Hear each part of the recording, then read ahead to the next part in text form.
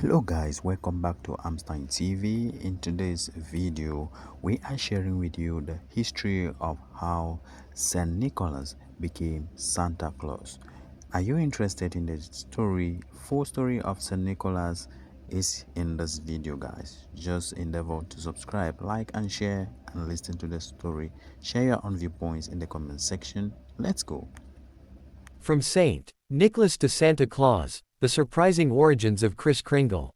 Santa Claus, Father Christmas, Street. Nick, no matter the name, everyone knows the story of this plump, jolly, bringer of gifts. Or do they? Any kid can tell you where Santa Claus is from, the North Pole. But his historical journey is even longer and more fantastic than his annual, one-night circumnavigation of the globe. The progenitor of the modern American Santa was born in the Mediterranean during the Roman Empire. His legend evolved across northern Europe, and he finally assumed his now familiar form on the shores of the New World. Who is this ancestor of Santa, and how did he change over time? Scholarly debate over where the remains of the Greek bishop rest continues to this day, but traditionally, it was believed that the bones of St.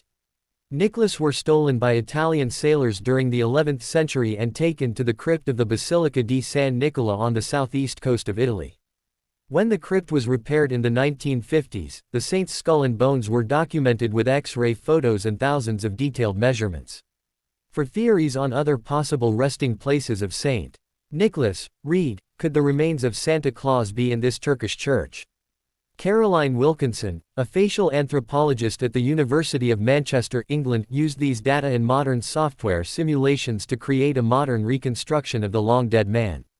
Wilkinson put a human face on Santa's original namesake, one with a badly broken nose, possibly suffered during the persecution of Christians under the Roman Emperor Diocletian.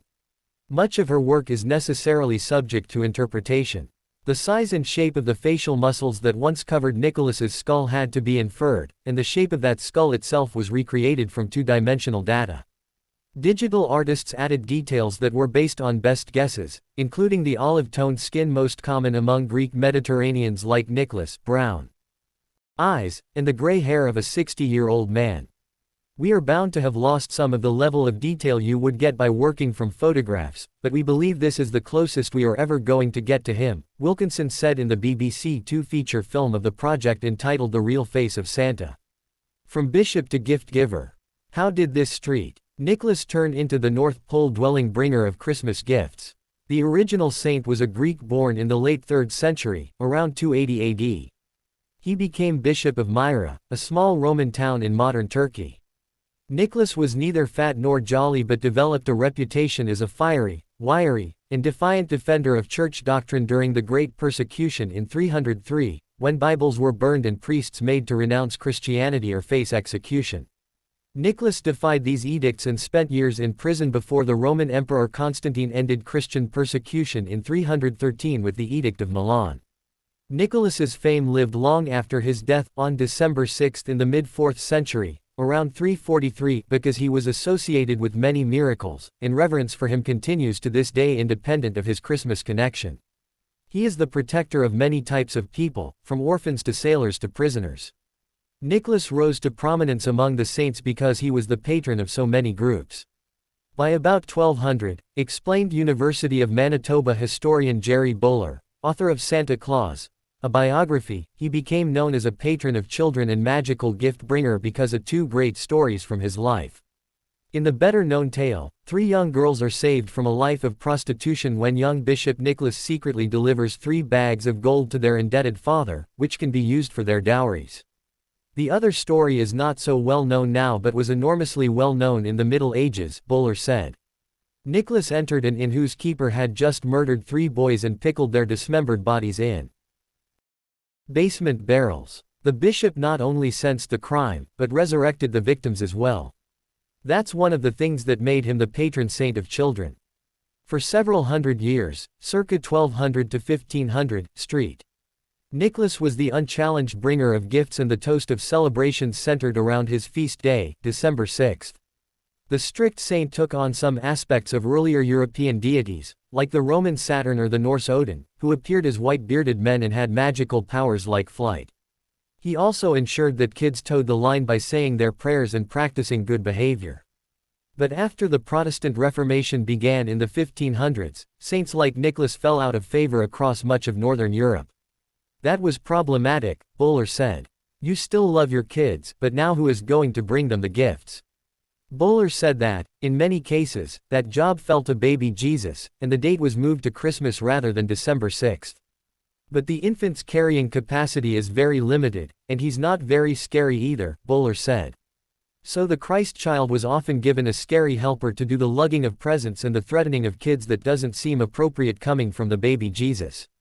Some of these scary Germanic figures again were based on Nicholas, no longer as a saint but as a threatening sidekick like Ruklaus, Rough Nicholas, Ashenklas, Ashy Nicholas, and Pelsnickel, Furry Nicholas. These figures expected good behavior or forced children to suffer consequences like whippings or kidnappings. Dissimilar as they seem to the Jolly Man in Red, these colorful characters would later figure in the development of Santa himself. Coming to America. In the Netherlands, kids and families simply refused to give up St. Nicholas as a gift bringer. They brought Sinterklaas with them to New World colonies, where the legends of the shaggy and scary Germanic gift bringers also endured. But in early America, Christmas wasn't much like the modern holiday. The holiday was shunned in New England, and elsewhere it had become a bit like the pagan Saturnalia that once occupied its place on the calendar. It was celebrated as a kind of outdoor, alcohol-fueled, rowdy community blowout, Bowler said. That's what it had become in England as well. And there was no particular, magical gift bringer. Then, during the early decades of the 19th century, all that changed thanks to a series of poets and writers who strove to make Christmas a family celebration, by reviving and remaking St. Nicholas. Washington Irving's 1809 book Knickerbocker's History of New York first portrayed a pipe-smoking Nicholas soaring over the rooftops in a flying wagon, delivering presents to good girls and boys and switches to bad ones. In 1821, an anonymous illustrated poem entitled, The Children's Friend, went much further in shaping the modern Santa and associating him with Christmas. Here we finally have the appearance of a Santa Claus, Bowler said. They've taken the magical gift-bringing of St. Nicholas, stripped him of any religious characteristics, and dressed this Santa in the furs of those shaggy Germanic gift-bringers. That figure brought gifts to good girls and boys, but he also sported a birch rod, the poem noted, that directs a parent's hand to use when virtue's path his sons refuse. Santa's thin wagon was pulled by a single reindeer, but both driver and team would get a major makeover the next year. In 1822, Clement Clark Moore wrote, A Visit from St. Nicholas, better known today as The Night Before Christmas, for his 6 children, with no intention of adding to the fledgling Santa Claus phenomenon. It was published anonymously the next year, and to this day the plump, jolly Santa described therein rides a sleigh driven by 8 familiar reindeer. It went viral, Bowler said. But familiar as the poem is, it still leaves much to the imagination, and the 19th century saw Santa appear in different colored clothing, in sizes from miniature to massive, and in a variety of different guises. I have a wonderful picture of him that looks exactly like George Washington riding a broomstick, Bowler said. It wasn't until the late 19th century, he added, that the image of Santa became standardized as a full-size adult, dressed in red with white fur trim, venturing out from the North Pole in a reindeer-driven sleigh and keeping an eye on children's behavior. The jolly, chubby, grandfatherly face of this Santa was largely created by Thomas Nast, the great political cartoonist in an era that featured many. However, Nast did leave him half-sized, Bowler added, and in what I think are rather indecent long johns. Once firmly established, North America's Santa then underwent a kind of reverse migration to Europe, replacing the scary gift bringers and adopting local names like Père Noël, France, or Father Christmas, Great Britain. What he's done is pretty much tame these Grimm's fairy tales type characters from the late medieval days, Bowler said. The Santa problem. Though he undoubtedly means well, Santa has certainly stirred up, and continues to create, more than his fair share of controversy. In Russia, Santa Claus fell afoul of Joseph Stalin. Before the Russian Revolution, Grandfather Frost, Dead Moroz, was a favored figure of Christmas who had adopted characteristics of Proto-Santas like the Dutch Sinterklaas. When the Soviet Union was formed, the communists abolished the celebration of Christmas and gift bringers, Bowler said. Then in the 1930s, when Stalin needed to build support, He allowed the re-emergence of Grandfather Frost not as a Christmas gift bringer but as a New Year's gift bringer, Bowler added. Attempts to displace Christmas in Russia were ultimately unsuccessful, as were Soviet attempts to spread a secular version of Grandfather Frost, complete with blue coat to avoid Santa confusion, across Europe. Everywhere they went after World War II, the Soviets tried to replace the native gift bringers in places like Poland or Bulgaria, Bowler explained.